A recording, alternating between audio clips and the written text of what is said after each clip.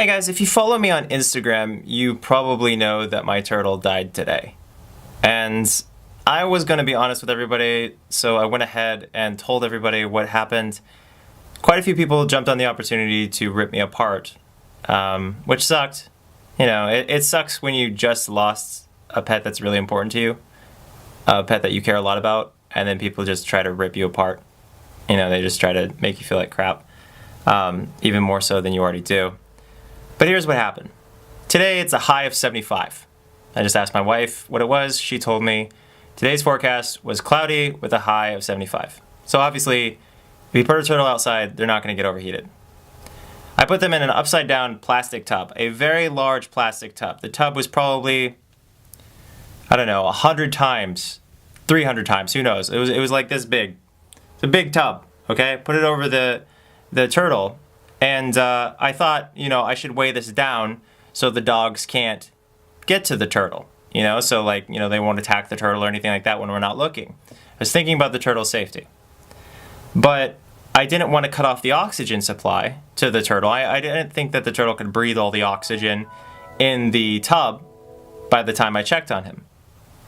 But I still said, you know, I'm not going to weigh this down because I don't want, you know, there to be no way of the turtle escaping or no way of the turtle breathing. And the tub, this very light plastic tub, is on top of grass. So obviously it didn't weigh down the grass so much that no oxygen could enter it. And even if it had, there's no way the turtle could have breathed all the oxygen before I checked on him.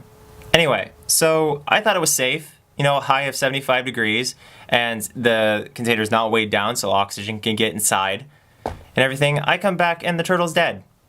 Like, I put him in there, gosh, like 10:30, 10:40, some 10, and I went and checked on him at 12.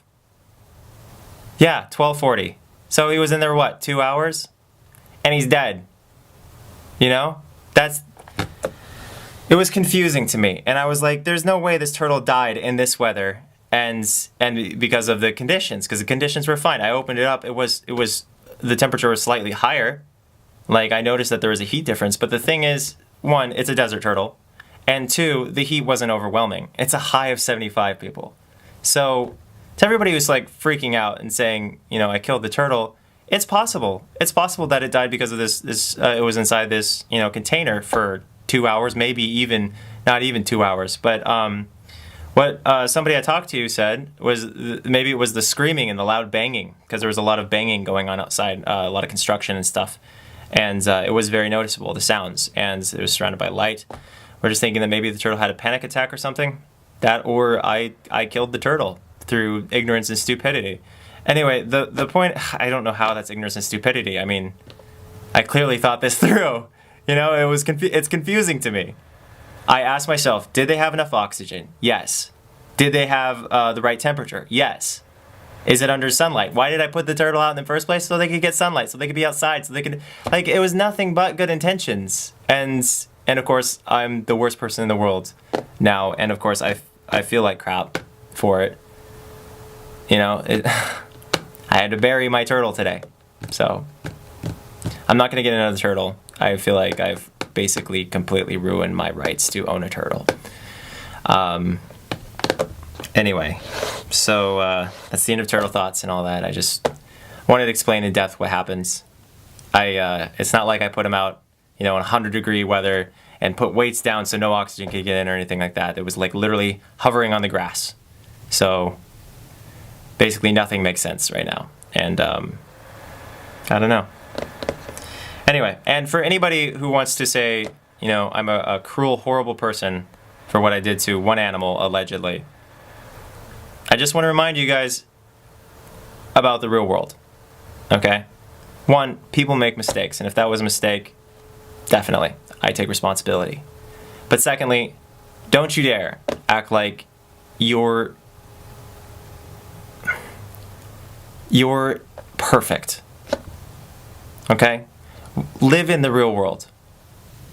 Understand, especially if you're somebody who goes to the store and buys bloody food. You know, where did that come from?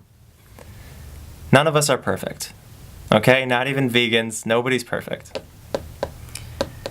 Anyway, so yeah. Some people just want to hate because it makes them feel better. And everyone else understands, that people fuck up. That's all I gotta say. Rest in peace, Reptar. I'm terribly sorry for letting you down if that was in fact my doing. I imagine if I didn't even touch him, he'd be fine. If I left him in his cage, he'd be fine. Because, what are the odds that he would just coincidentally die? Anyway, bye.